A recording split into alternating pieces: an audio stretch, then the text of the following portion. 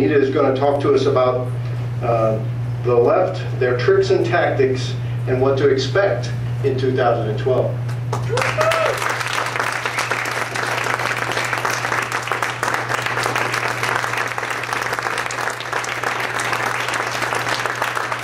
Thank you. And thank you guys for coming out. I'm going to start off and just first talk a little bit about my journey and how I actually ended up at ACORN, because it's always weird when I look out in a crowd, because if you had told me 3.5 years ago that I would be talking in front of Republicans or conservatives or Tea Party groups, I probably would have thought you were a little nuts. So I want to tell you about that journey a little bit and then go into what we're up against and what we need to look at for 2012. Now, I started off in Birmingham, Alabama, going to the University of Alabama at Tuscaloosa. And I got an internship, and I went to D.C. to work with the American Bar Association.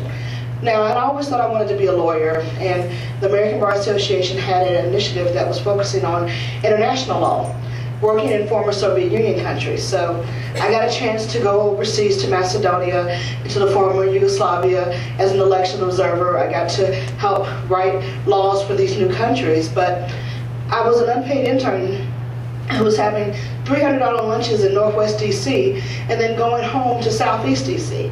Now, if anybody's familiar with Southeast, this is not the one you see on the tour, guys. It's like you come down Pennsylvania, you go across the bridge, and it's totally different. So I realized that I didn't want to focus on international affairs anymore. I wanted to focus on what I was seeing in these communities. Coming from Alabama, I had never seen such extreme urban poverty as I saw in D.C. So I left the ABA and went back to Alabama, and I started looking around, and I found out about ACORN. Now, as many will remember, back before 2008, ACORN seemed like a really great organization on paper.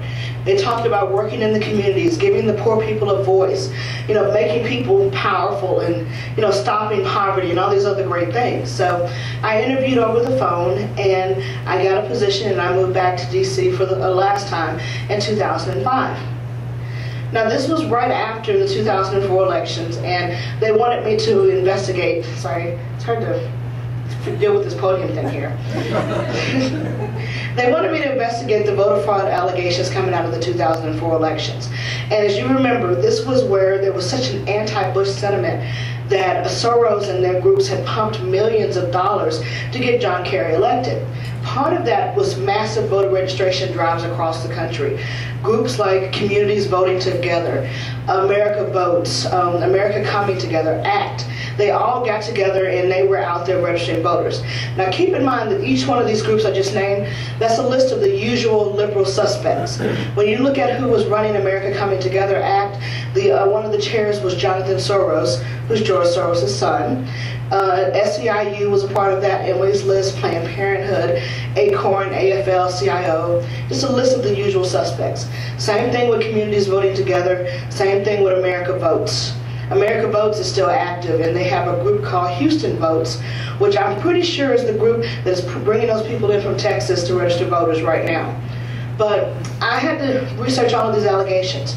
From New Mexico to Pennsylvania to Florida, I found out one thing in 2005. No matter where these people were coming from, it was almost as if they had been trained the same way. They were registering right out of the phone book, filling in social security numbers and birth dates, forging signatures, everything you could think of. But it didn't matter where they had been trained, they were all doing the same thing. And this is what I turned over to my supervisors. So they were kind of appalled, and they looked at my report and they cleaned it all up, and by the time they finished, it was one rogue employee who had defrauded the organization, and that was just one bad apple that they had prosecuted. No one ever thought that there was massive fraud going on across the country and that the organization was actually behind it. And I felt kind of bad because 9 people went to jail in Missouri. We had people that here in New Mexico, 1,100 cards were discovered in 2008. In 2005, they had employees that were discovered falsifying registrations. And in each cycle, those people went to jail. And it was interesting because they always picked people of low moral character. There was a reason why they hired ex-crackheads and felons and stuff. It's because when things went bad, they could point to that person and go, see, it's just a pattern of behavior. They're bad people. You know, that's not us doing this, it's those folks. And that's why it was so easy for them to send them to jail and to move on. So I felt bad, but being a liberal, you think the ends justify the means. And we were doing this for the movement and the cause and the greater good and all those things that we tell ourselves to make ourselves feel better at night. And so I moved on and I kept working with the organization, and the more I worked there, there's a little joke that if you stay at ACORN more than a year, you're going to go watch. And this is true. The turnover is unbelievable. But I worked in the national office and I believed in what I was doing. So as I stayed there longer, they began to trust me more. And the more they trusted me, the more I got to see how the organization really worked. I got to see that the money was coming into Project Vote. And how many of you guys have heard of Project Vote? Perfect. Obama's old employer, they run some of the most massive voter registration drives in history between 2003 and 2007. They registered almost 7 million unmatched voters. And when I say unmatched voters, I mean there was nothing anywhere near that number coming from the right, because most of those voters were Democrats. So this is the organization that I was being paid from, but I was working, and that's a 501c3 nonprofit, but I was working mostly with ACORN, which was a C4. The money would come into Project Vote, we would give it to ACORN, and ACORN would go out there and run partisan political campaigns across the country. There was a guy named Albert Wynn. He was a congressman out of Maryland. They wanted to get him out of there and get Donna Edwards into his seat. So I was responsible for making up these door hangers that they went out there and put, showing Albert Wynn, who's a black guy, hugging George Bush. And they sent these into the black community, and that's really all they needed to do, because it's all about messaging and programming. And this was ACORN doing this with Project Vote resources. So Donna Edwards, who sat on the board of the ARCA Foundation and gave hundreds of thousands of dollars to ACORN, became the next congresswoman from Maryland. That's the type of stuff we were doing. But once again, the ends justified the means. I wrote the political plans for Colorado, Ohio, and Maryland for 2006, and was part of the team that not only passed minimum wage in 7 states, including, I think, New Mexico, but also pushed the Democrats into the House in 2006. I was there at the hotel on Capitol Hill when Nancy Pelosi took the stage as the first woman Speaker of the House, and I cried. And I look back now and I'm like, you idiot, how are you crying? You should have been crying for your country, but at the time I thought it was this great historic moment. And we had did this, and all the people were hugging each other, and we got drunk that night because we took back the House when no one else thought that we could. And that's what set the stage for 2008. People like to forget, especially Democrats, that the Democrats controlled the House when all of this started happening, when the housing bubble and everything was taking place.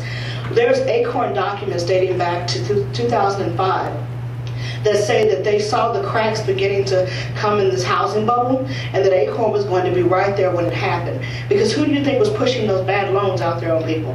That was us. They had money under the table coming in. They were using people's drug incomes and their food stamps and whatever, and giving them these mortgages, and we were pushing the economy to a certain level to where when it did crack, it was going to be blamed on the Republicans, even though the Democrats were in the House and had the power of the purse. So in 2007, I attended a meeting in Little Rock, Arkansas. Now this was for ACORN national staff.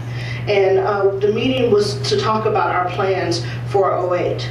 Now, once again, keep in mind, we knew before you guys had ever heard of Barack Obama that he was going to be the president in 2008. Documents go back to 2005 saying the same things about Obama in 08. We knew this. So when we sat at this meeting, Zach Paulette, who was the executive director of ACORN and Project Vote simultaneously, got up and he said that he supervised Obama in the 90s and that ACORN produces leaders. He was telling us, regular community organizers, that we could be the next president of the United States. And then we sat there and we proceeded to plan out what I like to call ACORN's socialist wish list.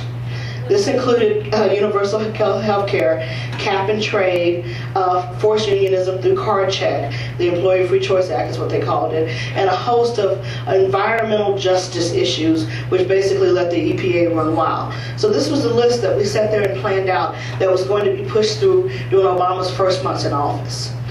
And 2 weeks later, I was sitting in the Washington, D.C. office of Project Vote, and I got a phone call. and it was from the Obama campaign.